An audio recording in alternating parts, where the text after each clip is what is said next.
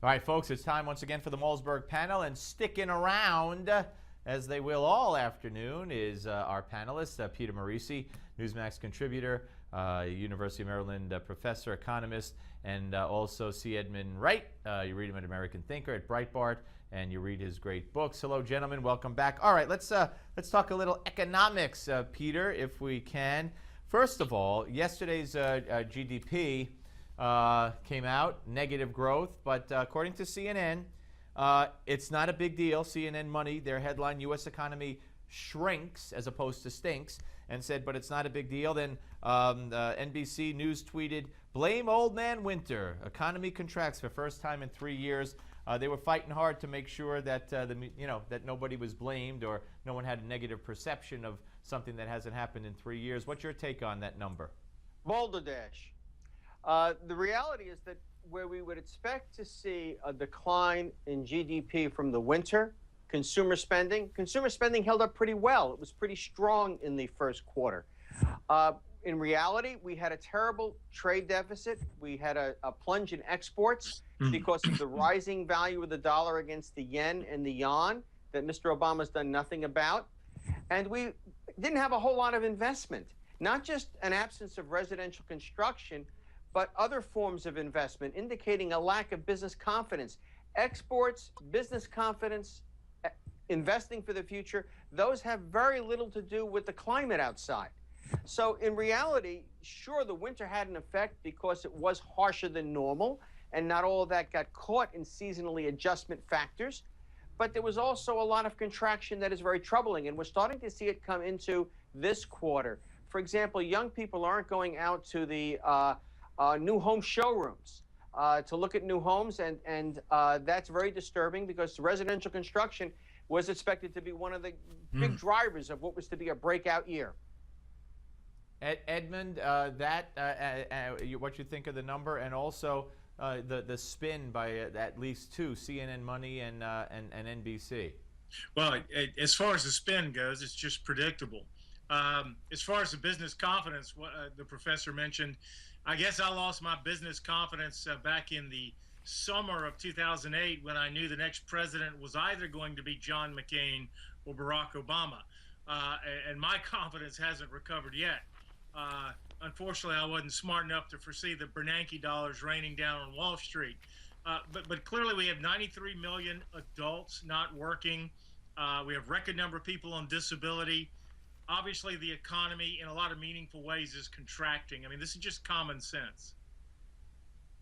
Yeah, Peter, talk about the people not working. The Senate Republicans in the Senate Budget Committee have released statistics talking about 1 in 8 American men in their prime working years are not in the labor force. 1 in 6 American men between 25 and 54, which is the desirable demographic in broadcasting, are not working, and these numbers under Obama have not been seen since they started keeping these numbers in 1955. It's almost the 1 out of 6. The 1 out of 6 yeah. Between 25 and 54, that is the most telling and disturbing figure because they are beyond school age, getting a master's degree in feminist studies or what have you, and they're too young to retire. If a man is not working between 25 and 54, it's because he cannot find meaningful work. Now, there have been shifts in society, and some men are staying home with children, but there's not that, you can't explain this kind of movement by that, especially when you look back, say, into the Reagan-Clinton era, when we were already getting these kinds of social changes, and you compare. No, the economy is not growing. It's grown at less than 1.7% since the beginning of the century. And in contrast, the period prior, it grew, double that rate between 1980 and 2000. Yeah, and Edmund, it is a very scary place out there to be out of a job because what's that? 45%, 48% of those who are out of the workforce or lost a job have given up looking for another job for all kinds of reasons. Oh, we lost Edmund. Okay, so Peter, that statistic is frightening too. Do you see any? I mean, I'm not an economist. I just don't see any way this turns around with this president and these policies that are continuing and that he's enhancing? Well, no. I mean, he talked about some of the things that need to be done when he ran for the presidency in 2008, fixing the yuan problem and the yen problem and so forth. I mean, Japan has taken a deliberate policy of devaluing its currency to boost domestic employment, which basically means send exports to the United States.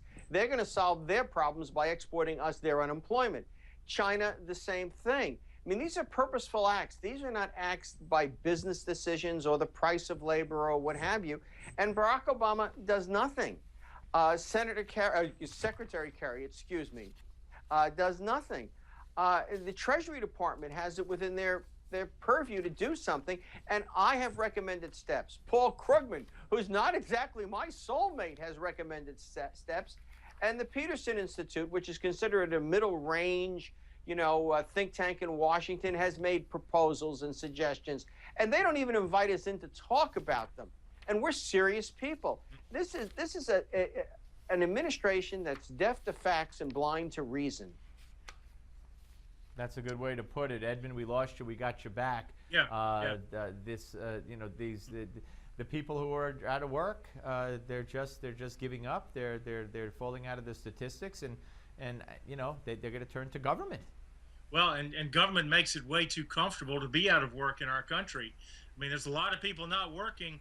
I don't know if there's anybody without a cell phone or a flat screen, and an awful lot of EBT cards being used for fresh organic meats at Whole Foods and places like that.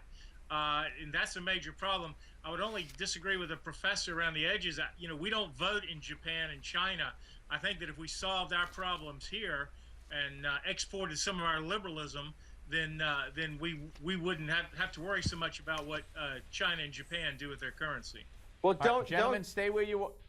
Peter, I got to go. We'll come back. When we come back, I do. Okay, when we come back, I also want to talk about a San Francisco professor accused of meeting with terror groups on the university's dime. Also, Mark Cuban says F them about the other NBA owners. We'll talk about that. And, there's a change in Medicare coverage regarding transgender sex change operations. All that coming up on the panel. Stay where you are on the Steve Malzberg Show.